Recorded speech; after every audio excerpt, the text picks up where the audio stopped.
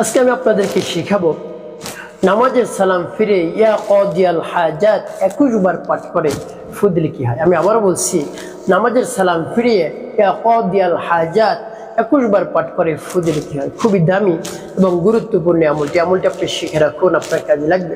তো প্রিয় ভাই বোনেরা, আমলটি কখন কিভাবে করবেন, কোন নিয়মে করবেন, আমলটি করে কিভাবে আপনি উপকৃত হবেন, শুরু থেকে শেষ পর্যন্ত আমি আপনাদেরকে বলে দিচ্ছি। আপনারা অতি অল্প সময়ে আমলটি করতে পারবেন। তাই বিস্তারিত জানার জন্য, আমলটি শিখে রাখার জন্য ভিডিওটি না টেনে না কেটে শেষ পর্যন্ত দেখার অনুরোধ থাকবে। তাহলে আপনি অবশ্যই সঠিক নিয়মে এই আমলটি করতে পারবেন। তো প্রিয় ভাই বোনেরা, এই আমলটি করে যখন আপনি উপকৃত হবেন তখন বুঝবেন কত দামি এবং কত দরকারি এই আমলটি। তো প্রিয় ভাই বোনেরা, আগে আমি বলবো আপনি আমলটি কেমন করে করবেন, তারপর আমি বলে দেব আমলটি করে কিভাবে আপনি উপকৃত হবেন, কোন উদ্দেশ্যের জন্য আপনি আমলটি করলেন। তাহলে চলুন শিখে নেওয়া যাক কিভাবে আমলটি করতে হবে। সর্বপ্রথম আমলটি করার ক্ষেত্রে আপনাকে পবিত্রতা অর্জন করতে হবে। আপনি নামাজের পর যদি করেন তাহলে তো ভালো, অন্যথা অন্য যে কোনো সময় যদি আপনি করতে চান, আপনার মন চায় অন্য যে কোনো সময় আছে আপনি করতে পারেন, সমস্যা নেই। তবে নামাজের পর করতে পারলে উত্তম। সে সময় আপনার মন ফ্রেশ থাকে, ফ্রেশ মন নিয়ে আমল করতে পারলে আপনি অতি দ্রুত ফলাফল পেয়ে যাবেন ইনশাল্লাহ। তো প্রিয় ভাই বোনেরা, আপনি ধরে নিন নামাজের পরে আমলটি করতেছেন, তাহলে আপনি পবিত্র স্থানে বসে আমলটি শুরু করে দেবেন। আর যদি নামাজের বাহিরে হয়, যে অন্য যে কোনো সময় আপনি আমলটি শুরু করেছেন, তাহলে শুরুতে আপনাকে পবিত্রতা অর্জন করতে হবে, তারপরে পবিত্র স্থানে বসতে হবে, তারপরে আপনি আমলটি করবেন।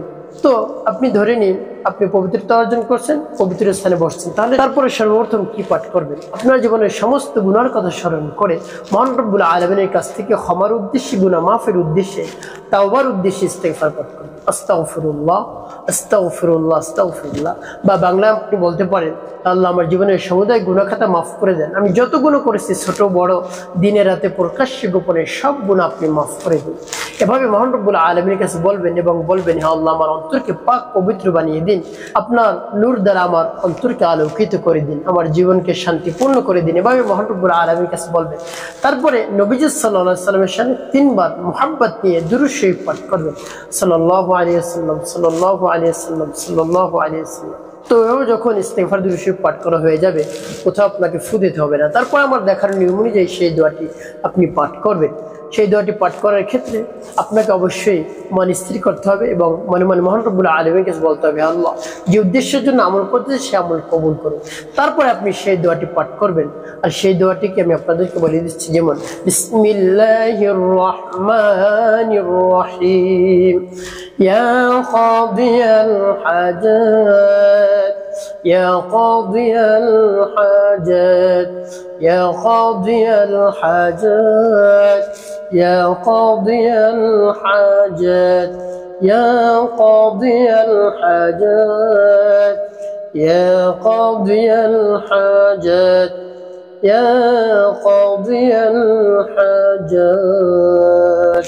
তবে যখন এই দোয়াটি পাঠ করা হয়ে যাবে, আপনি একটি ফু দেন, তারপর আপনি আবারও পাঠ করবেন বিসমিল্লাহির রহমানির রহিম, ইয়া কাদিয়াল হাজাত ইয়া কাদিয়াল হাজাত ইয়া কাদিয়াল হাজাত ইয়া কাদিয়াল হাজাত ইয়া কাদিয়াল হাজাত ইয়া কাদিয়াল হাজাত ইয়া কাদিয়াল হাজাত।